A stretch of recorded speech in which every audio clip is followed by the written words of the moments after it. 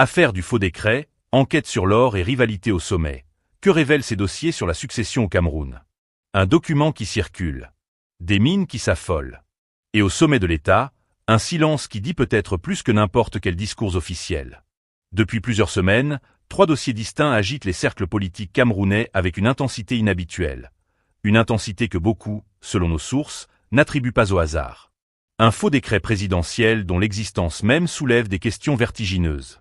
Une enquête sur l'or qui, d'après plusieurs observateurs proches du dossier, remonterait des filières bien plus hautes que les simples orpailleurs. Et des rivalités au sommet de l'État qui sembleraient, certains analystes le suggèrent avec prudence, ne plus pouvoir se contenir derrière le voile du protocole. Mais ce n'est pas tout. Ce qui rend ces 3 dossiers particulièrement troublants, c'est qu'ils sembleraient, selon plusieurs sources concordantes, converger vers une même question. La question que personne ne veut poser à voix haute au Cameroun, mais que tout le monde se pose en privé. Qui gouvernera demain? Nous allons décortiquer tout cela ensemble. Restez avec nous. Partie 1. Contexte et faits vérifiables. Le Cameroun en équilibre précaire. Pour comprendre pourquoi ces 3 dossiers font l'effet d'une déflagration silencieuse dans les couloirs du pouvoir, il faut d'abord poser le décor. Un décor que beaucoup connaissent mais que peu osent décrire avec franchise. Le Cameroun est aujourd'hui gouverné par Paul Biya, qui selon les données officielles disponibles, exerce le pouvoir exécutif depuis 1982, soit plus de 4 décennies à la tête d'un État de près de 27 millions d'habitants. C'est un fait établi, documenté, incontestable. Ce qu'il est beaucoup moins, en revanche, c'est la question de ce qui se passe réellement dans les hautes sphères du pouvoir à Yaoundé, et surtout, ce qui se prépare. Car voilà le contexte dans lequel ces affaires émergent. Un pays où la question de la succession n'est jamais officiellement posée, mais où elle structure, d'après de nombreux analystes politiques spécialisés sur l'Afrique centrale, la quasi-totalité des mouvements politiques et institutionnels depuis plusieurs années. Le Cameroun, rappelons-le, est une république présidentielle à parti dominant. Le RDPC, Rassemblement démocratique du peuple camerounais, occupe les postes clés de l'appareil d'État depuis des décennies. Et dans ce système, selon plusieurs politologues interrogés sur le sujet, les décrets présidentiels constituent l'instrument de pouvoir par excellence. C'est par décret que l'on nomme, que l'on révoque, que l'on distribue les prébendes et que l'on consolide les alliances. C'est dans ce contexte précis qu'est apparu, ou que l'on dit être apparu, le premier dossier qui nous intéresse. L'affaire du faux décret. D'après des informations qui circulent depuis plusieurs semaines dans les médias camerounais et sur les réseaux sociaux, un document présenté comme un décret présidentiel aurait été mis en circulation. Ce document, dont l'authenticité est contestée par plusieurs sources officieuses, aurait concerné, selon les versions qui circulent, des nominations à des postes stratégiques. Nous insistons sur le conditionnel. À ce stade, aucune confirmation officielle n'a été apportée sur la nature exacte de ce document, ni sur son contenu précis, ni sur les personnes éventuellement impliquées dans sa production ou sa diffusion. Ce qui est, en revanche, davantage établi, c'est la réaction que ce document aurait suscité. Car si un faux décret circule, ou même si la rumeur d'un faux décret circule, cela suppose plusieurs choses que des juristes et des spécialistes de droit public camerounais ont commencé à formuler publiquement. D'abord, que quelqu'un aurait eu intérêt à produire ou à diffuser ce document. Ensuite, que ce quelqu'un aurait eu accès, ou prétendu avoir accès, au code et aux formes d'un acte réglementaire présidentiel. Et enfin, c'est peut-être le point le plus troublant, que ce document aurait été jugé suffisamment crédible, au moins par certains, pour circuler. Comment expliquer cela? La question reste posée. Mais ce n'est pas tout.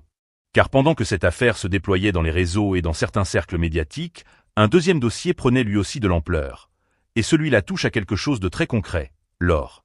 Partie 2, le conflit, les tensions, l'or, le pouvoir et les réseaux de l'ombre. L'or camerounais. Voilà un sujet qui mériterait à lui seul plusieurs émissions de Camé News, et nous y reviendrons certainement. Le Cameroun possède des ressources minières considérables. C'est un fait géologique établi. L'est du pays, notamment, est réputé pour ses gisements aurifères. Et autour de ces gisements gravite depuis longtemps un écosystème complexe. Des orpailleurs artisanaux, des intermédiaires, des sociétés d'exploitation, et, d'après plusieurs rapports d'organisations spécialisées dans la transparence des industries extractives en Afrique, des flux financiers dont la traçabilité laisserait parfois, c'est le moins que l'on puisse dire, à désirer. D'après des informations rapportées par plusieurs médias camerounais indépendants au cours des derniers mois, une enquête serait en cours concernant des filières d'extraction et d'exportation d'or opérant en dehors des canaux officiels de l'État. Nous soulignons, ces informations sont rapportées par des tiers. Nous ne sommes pas en mesure d'en confirmer indépendamment ni l'existence précise de cette enquête, ni son périmètre exact, ni les personnes qui en feraient l'objet. Ce qui est intéressant, en revanche, c'est ce que des sources proches de milieux économiques à Yaoundé et à Douala commencent à suggérer avec une certaine insistance. Que ces filières ne seraient pas le simple fait de réseaux criminels ordinaires, mais qu'elles impliqueraient, toujours selon ces mêmes sources, dont nous ne pouvons garantir l'impartialité, des ramifications dans des sphères bien plus élevées de l'appareil d'État ou de ses proches. Et pourtant, un détail change tout. Car si ces allégations venaient à être sérieusement instruites et confirmées, elles prendraient une signification particulièrement lourde dans le contexte politique actuel. Dans un pays où le contrôle des ressources économiques est intimement lié à la constitution des réseaux de fidélité politique, la question des filières de l'or n'est pas seulement une question économique ou criminelle. C'est potentiellement une question de pouvoir. Une question de financement. Et peut-être, certains observateurs n'hésitent pas à le formuler à demi-mot, une question de préparation à une transition. Qui finance quoi? Qui contrôle quelles ressources? Et au service de quelle ambition? Ces questions, que beaucoup posent en coulisses, ouvrent directement sur le troisième et peut-être le plus vertigineux des dossiers que nous traitons ce soir. Les rivalités au sommet. Le mot « succession » est, au Cameroun, presque un mot tabou dans l'espace public officiel. Aucun dirigeant en place ne l'utilise. Aucun communiqué gouvernemental n'y fait référence. Et pourtant, beaucoup d'analystes s'accordent à dire, prudemment, certes, que c'est peut-être bien la question qui, sous la surface, structure l'ensemble des jeux de pouvoir à Yaoundé depuis plusieurs années. D'après plusieurs sources concordantes citées par des médias africains spécialisés, il existerait au sein du cercle dirigeant camerounais ce que certains appellent des « écuries », des groupes informels, structurés autour d'ambitions personnelles et de réseaux de clientèle, qui se positionnent discrètement pour la période qui suivra l'ère Biya, quelle qu'en soit la forme et quelle qu'en soit l'échéance. Ces « écuries », si elles existent dans les termes que leur décrivant leur prête, ne se manifestent pas forcément de façon frontale. On ne voit pas, en effet, de prétendants déclarer ouvertement leurs ambitions dans un pays où une telle déclaration serait politiquement suicidaire. Mais on observerait, selon certains analystes, des mouvements plus subtils, des nominations contestées, des mises à l'écart interprétées comme des éliminations de concurrents potentiels, des alliances entre réseaux, des repositionnements discrets de personnalités politiques et économiques. Comment interpréter ces mouvements? Sont-ils le signe d'une compétition déjà engagée? Ou simplement le fonctionnement normal d'un système politique complexe? Là encore, la question reste entière. Mais voici ce qui rend la conjonction de ces trois dossiers particulièrement signifiante. Partie 3. Décryptage et mise en perspective. Quand trois dossiers n'en font qu'un. Prenons un instant de recul. Trois dossiers. Trois niveaux apparemment différents, le juridique, l'économique, le politique. Et pourtant, lorsqu'on les observe ensemble, quelque chose de troublant apparaît. Un faux décret, d'abord. Si l'on accepte l'hypothèse, et c'est bien une hypothèse, qu'un tel document a existé ou circule, cela soulève une question fondamentale. À quoi servent les décrets présidentiels au Cameroun? Ils servent à nommer, à promouvoir, à consacrer des positions de pouvoir. Produire ou diffuser un faux décret, c'est donc, si cette hypothèse se confirmait, tenter d'usurper non pas simplement un document administratif, mais le mécanisme même par lequel le pouvoir se distribue. C'est s'immiscer dans la mécanique la plus intime du régime. Et une enquête sur l'or, ensuite. Si elle existe dans les termes évoqués par certains médias, elle touche à quelque chose que des experts en gouvernance africaine décrivent régulièrement comme l'une des artères vitales des systèmes politiques néopatrimoniaux, le contrôle des ressources extractives. Dans ces systèmes, selon plusieurs travaux académiques disponibles et bien documentés sur la région, l'accès aux ressources naturelles n'est pas séparable de l'accès au pouvoir politique. Qui contrôle les mines contrôle aussi une partie des flux financiers qui permettent d'entretenir des réseaux, de financer des loyautés, de préparer des alternances. Et des rivalités au sommet, enfin, qui ne tombent pas du ciel mais s'inscrivent dans une logique de positionnement que beaucoup d'analystes décrivent comme s'intensifiant dans les pays à pouvoir hypercentralisé lorsque la question de la continuité devient incontournable, sans pour autant être posée officiellement. Mais ce n'est pas tout. Ce qui est peut-être le plus révélateur dans ces trois dossiers simultanés, c'est ce qu'ils disent sur l'état du système lui-même. Car dans un système parfaitement verrouillé, ces dossiers n'existeraient tout simplement pas, ou du moins, ils n'émergeraient pas. Si un faux décret circule, c'est peut-être parce que certains verrous ont lâché. Si une enquête sur l'or prend une dimension inattendue, c'est peut-être parce que des équilibres se sont déplacés. Et si des rivalités au sommet deviennent visibles, même à travers des signaux faibles, c'est peut-être parce que la discipline de façade qui caractérisait le système se fissure quelque part. Des fissures.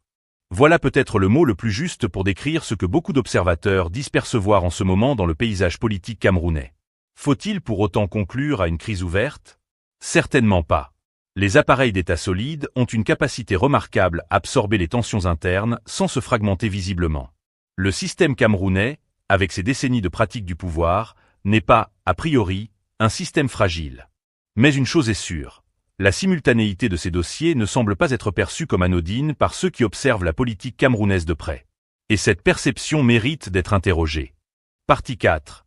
Analyse satirique des pratiques. Version longue, ton satirique à la camerounaise.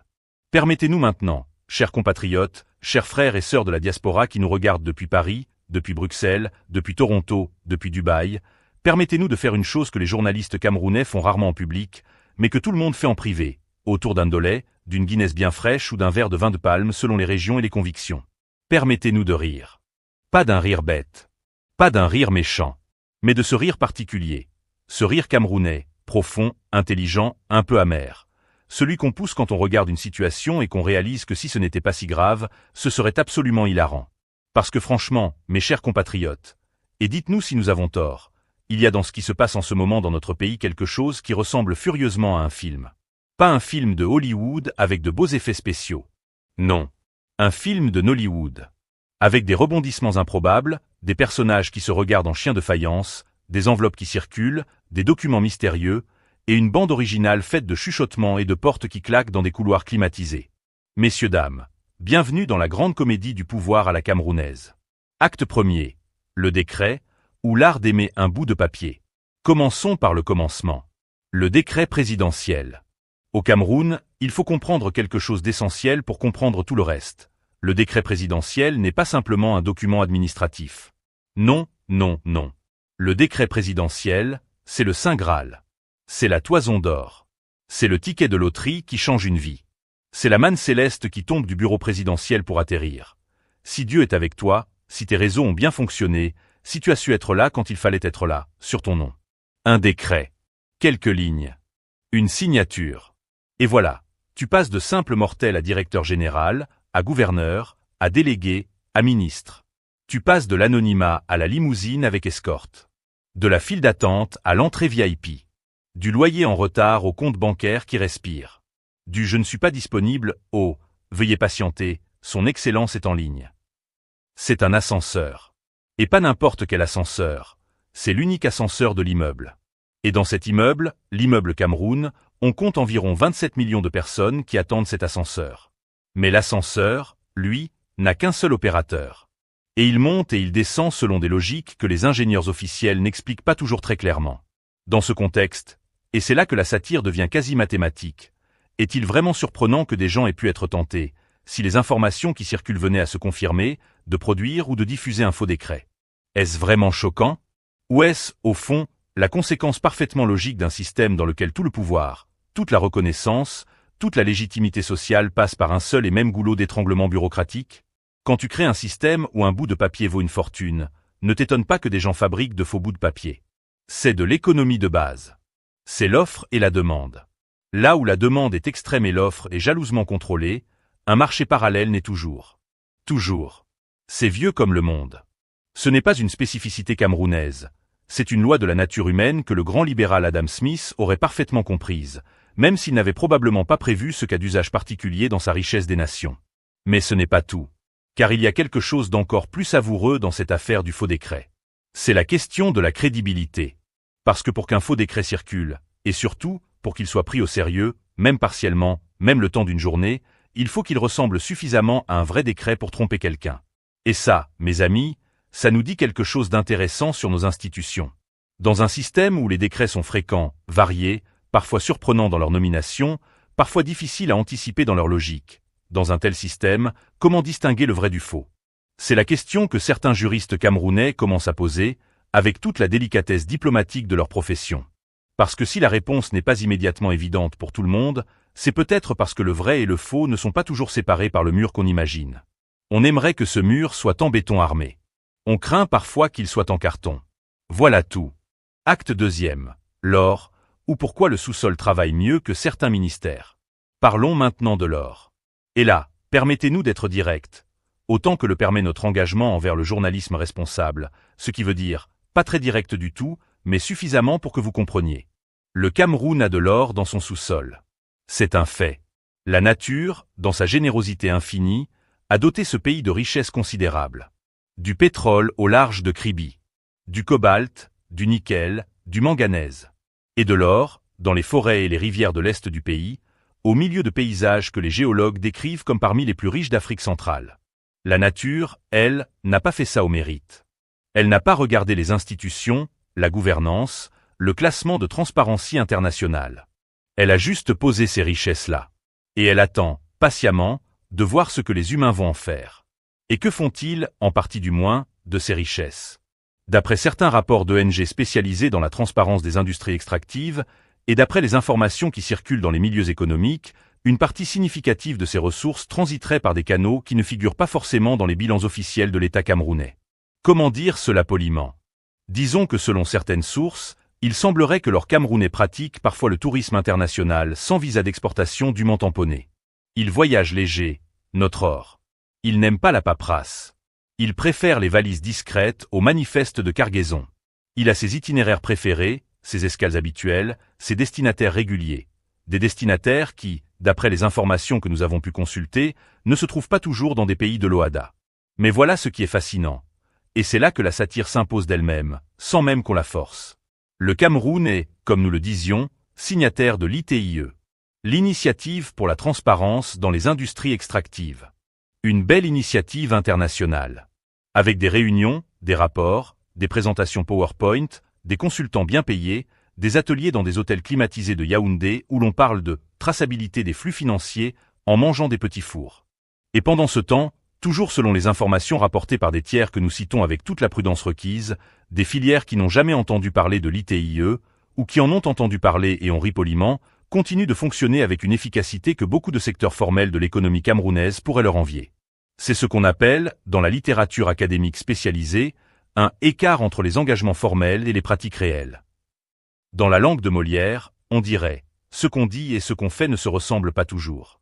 Et dans la langue de tous les jours au Cameroun, cette langue vive, imagée, qui dit les choses sans les dire tout en les disant parfaitement. On dirait peut-être simplement « le bois dehors n'est pas le bois dedans ». Mais ce n'est pas tout. Parce que l'or, dans cette affaire, n'est pas seulement de l'or. L'or, c'est aussi, et peut-être surtout, du carburant. Du carburant politique. Et c'est là que le sujet économique rejoint le sujet politique d'une manière qui, si l'on y réfléchit sérieusement, donne un peu le vertige.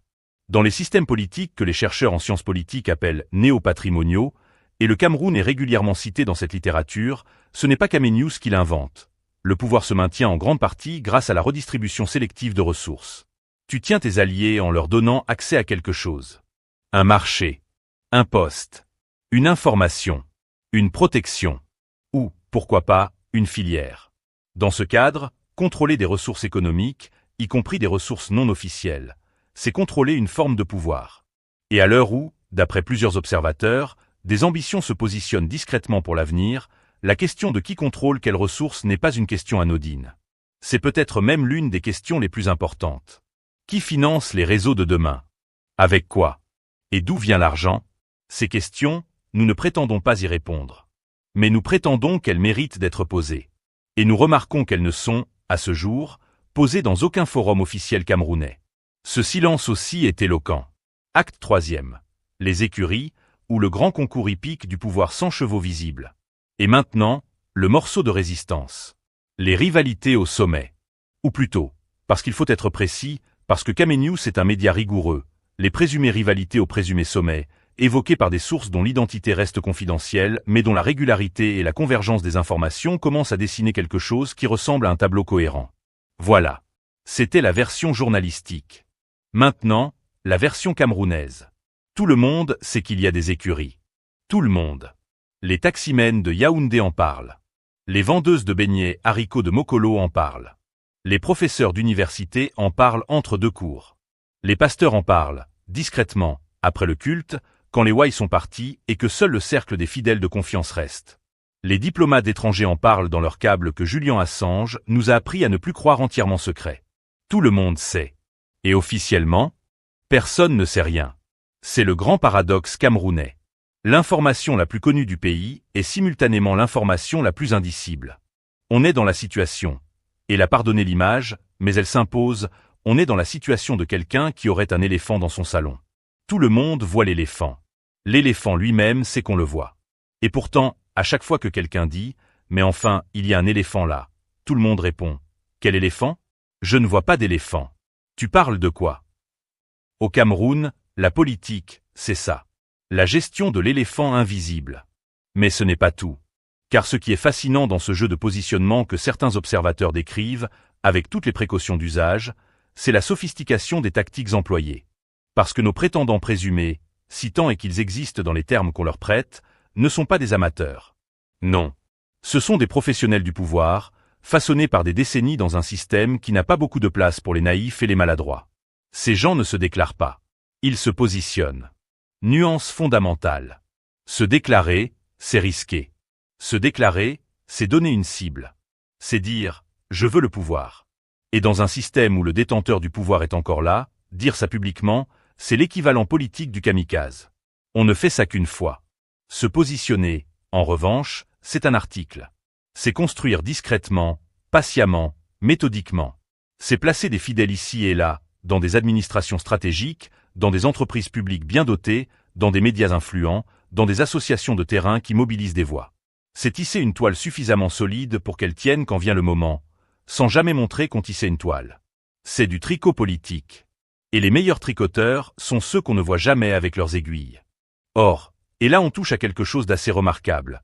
Dans ce grand concours de tricot politique, il semblerait, d'après plusieurs sources, que les équipes en compétition aient leurs méthodes bien distinctes. Certains, dit-on, misent sur la visibilité internationale. Les conférences, les articles dans la presse étrangère, l'image projetée à l'extérieur du Cameroun pour revenir avec une légitimité importée.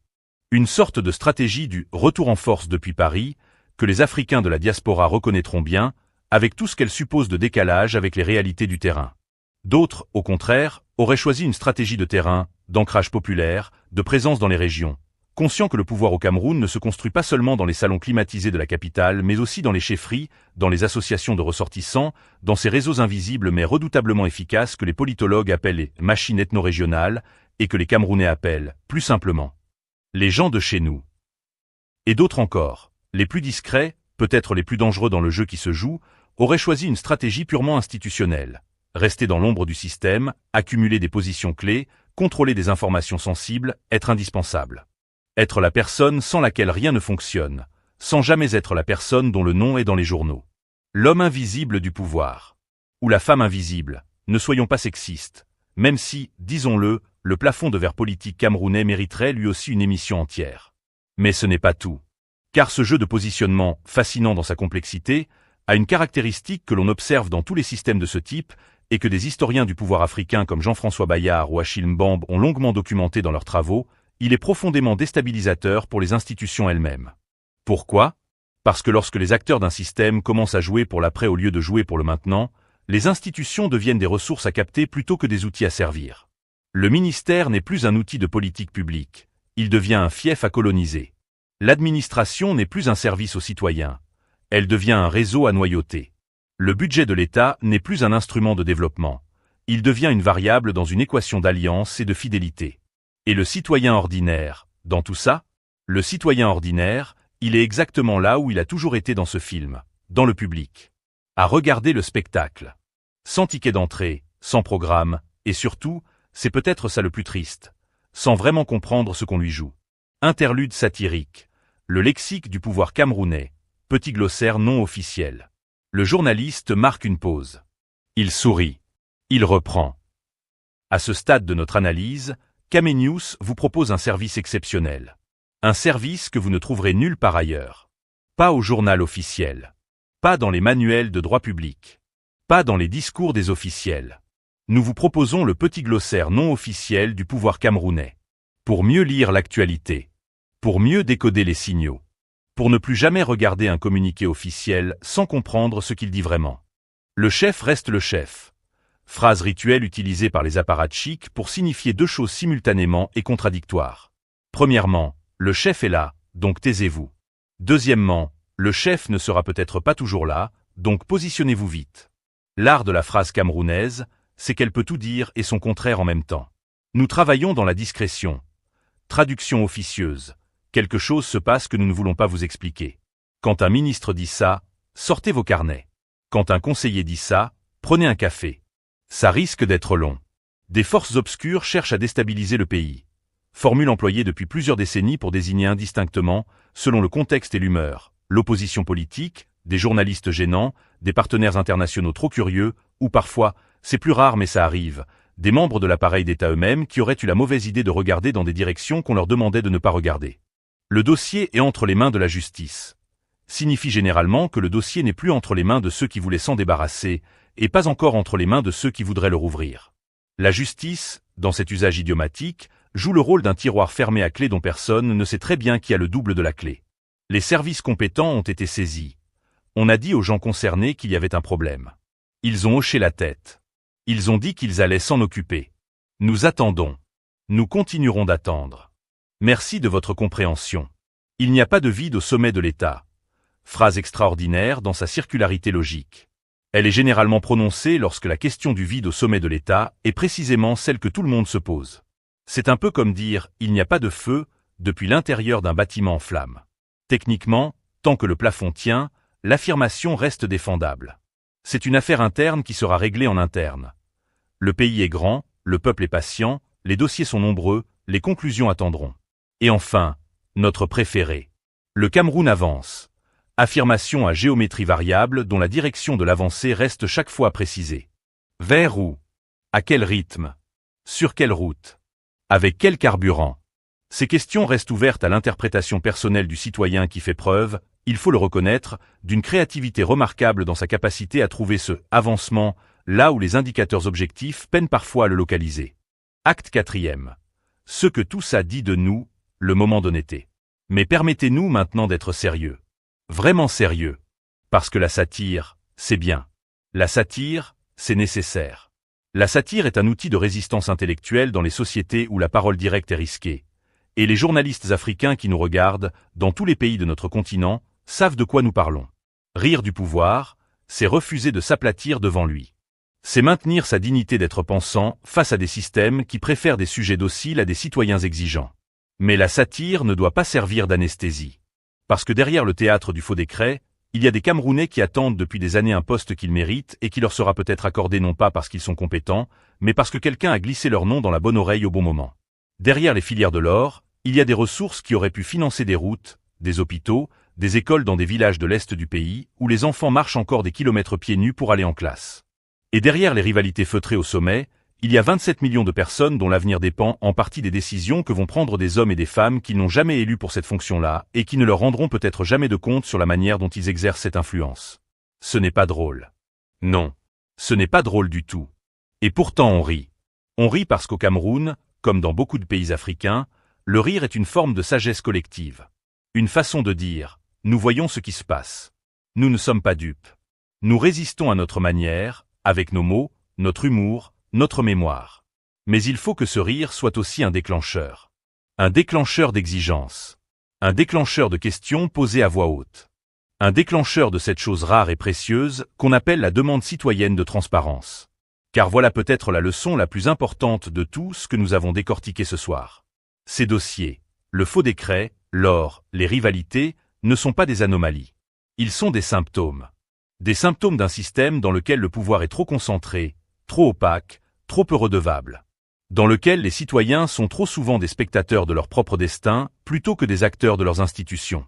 Et changer ça, changer vraiment ça, ce n'est pas l'affaire d'un décret. Ce n'est pas l'affaire d'un homme providentiel qui viendrait tout régler.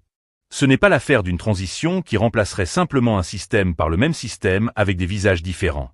C'est l'affaire de citoyens qui s'informent, qui posent des questions, qui exigent des comptes, qui refusent de se satisfaire des formules creuses et des communiqués vides. C'est l'affaire de journalistes qui font leur travail malgré les pressions, malgré les risques, malgré les menaces parfois. Et c'est l'affaire de vous, oui, vous qui regardez cette vidéo en ce moment, qui choisissez, en étant là, de faire partie de ceux qui veulent comprendre plutôt que de ceux qui préfèrent ne pas savoir. Conclusion. Alors, où en sommes-nous après ce décryptage? 3 dossiers. Des questions sans réponse définitive. Parce qu'honnêtement, à ce stade, les réponses définitives n'existent pas, ou du moins pas dans l'espace public.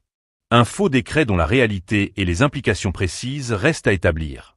Une enquête sur l'or dont le périmètre et les ramifications exactes demeurent floues. Et des rivalités au sommet de l'État qui ne se voient pas au grand jour mais que beaucoup, selon les sources que nous avons consultées, croient percevoir à travers les mouvements du système. Ce que ces 3 dossiers révèlent, en revanche, nous semble plus clair. Ils révèlent un moment de tension particulier dans la vie politique camerounaise, un moment où des questions longtemps contenues sous la surface semblent vouloir remonter. Et ils révèlent aussi, peut-être, les limites d'un système construit autour d'une concentration extrême du pouvoir dans un appareil d'État dont la mécanique interne reste très largement invisible aux citoyens ordinaires. La vraie question, celle que nous vous laissons ce soir, est simple. Dans un pays où le décret fait le pouvoir, où les ressources font les réseaux, et où les ambitions se taisent pour mieux se préparer, qui, demain, tiendra le stylo? Et surtout, est-ce que les Camerounais auront leur mot à dire sur la réponse? C'est une question citoyenne. Et c'est exactement le type de question que Kamenews continuera de poser. Parce que l'information, c'est aussi ça, poser les bonnes questions au bon moment.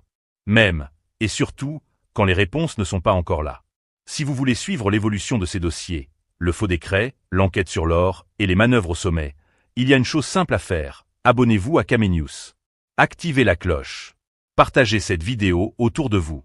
Parce que chaque vue, chaque abonnement, c'est un citoyen de plus qui choisit de s'informer plutôt que de subir. Et en ce moment, au Cameroun, ça compte. À très bientôt sur Kamenews.